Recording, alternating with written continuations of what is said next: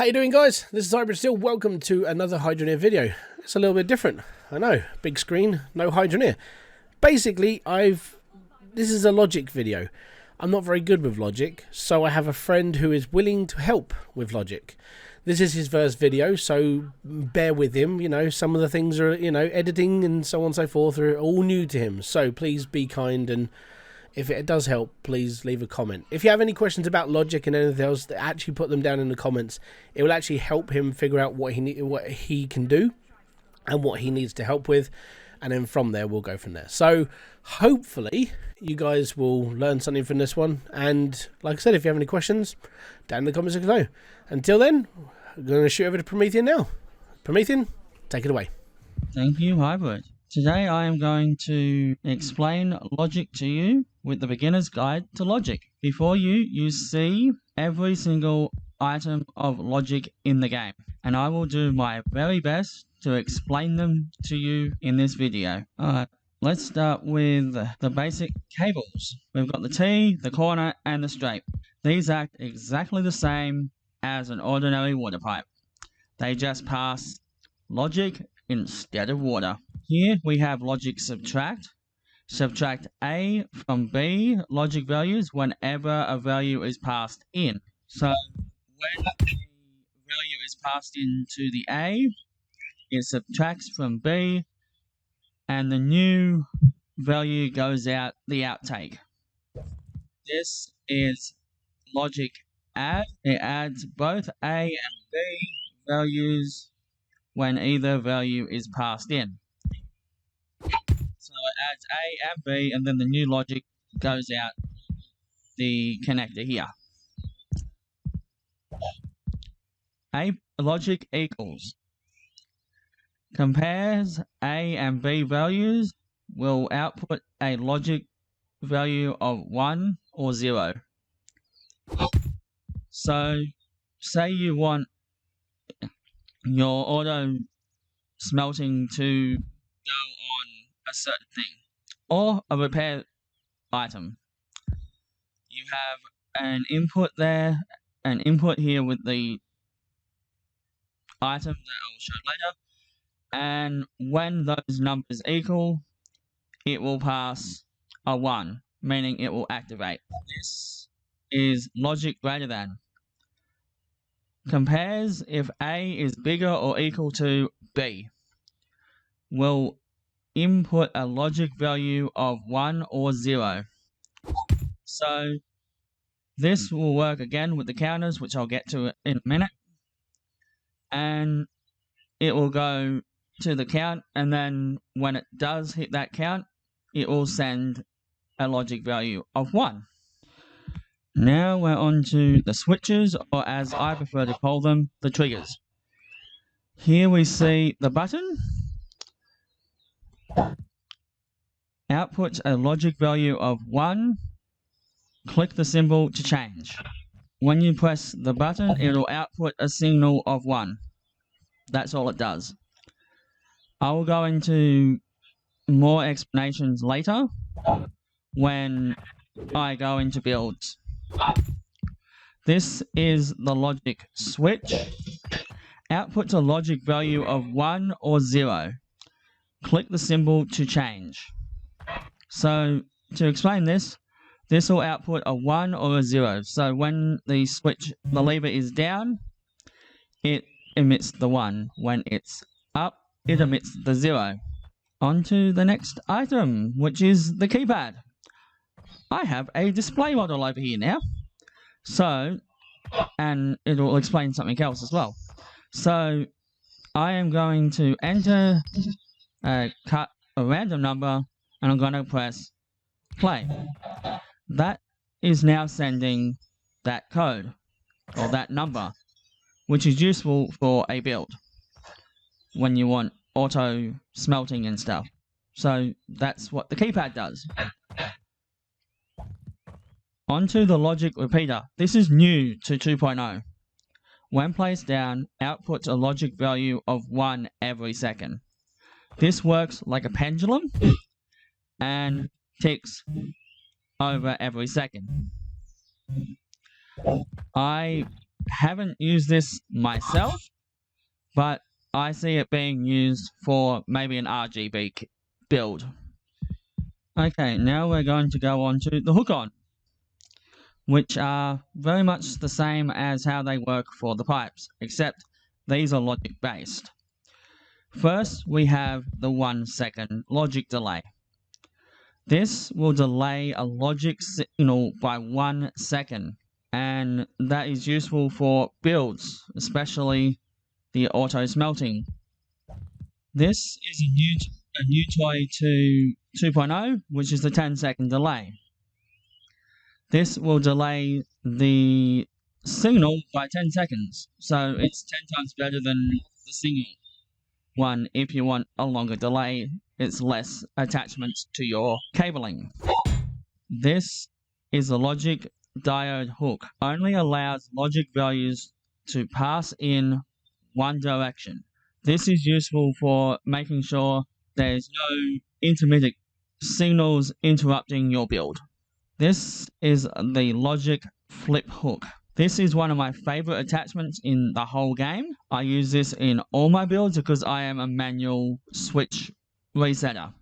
This will flip incoming logics from a 0 to a 1 and anything bigger or equal to a 1 to a 0. This can be used in a flip logic auto repair system, which again I will show in a later video. This is the flip-flop hook.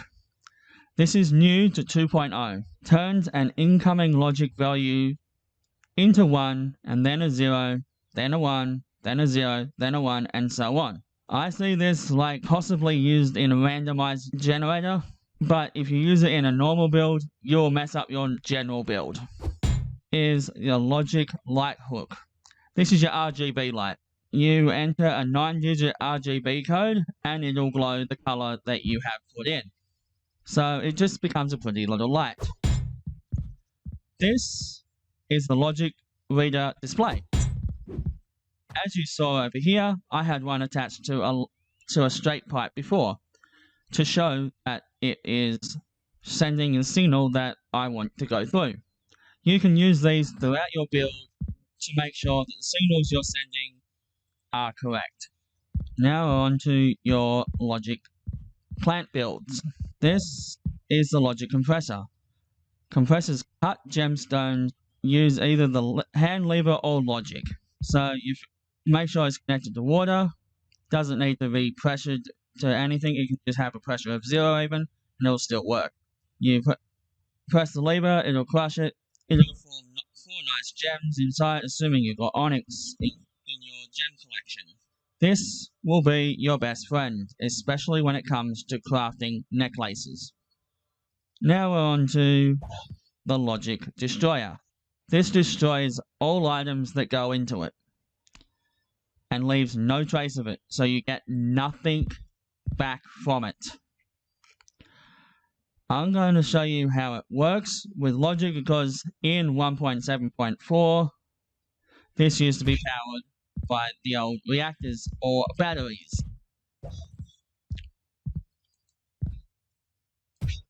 Alright, see, I've attached a switch, it's not running. I press the switch on, it's running. Turn it off, no, not running. Now we're on to the most advanced smelter in the game currently. I've just placed it rather than letting it sit. It fires up, it runs, you put your logic into there. So when you want to get your bar out and put it onto a conveyor belt, it comes out this side. Make sure, because it will not come out the side of the cables. I press the button, it forges the bar, kicks it out, and make sure you reset it by clicking a 0. That's all there is to it. It's a very simple piece of kit, but very tricky to put together. This suffers damage as well. Alright, now we're going to get onto one of your best friends for easing up with the repairing, because it is a part of the auto repair kit. This is your durability reader. It will read the durability of any item that has a durability. Like so, if I could place it. There we go. We're reading that. I do not know the number of it, but it should be about 100 because I haven't smelted with it. Alright, that's going to bug me, so I'm going to do a little trick. This is a cork, usually used for water, but you can place it in there and you can stop it from zapping away. Alright, this is a spanner hurling unit. It works with the logic reader, and if you get a 1 sent to it, it will activate and will shoot a spanner to repair the item.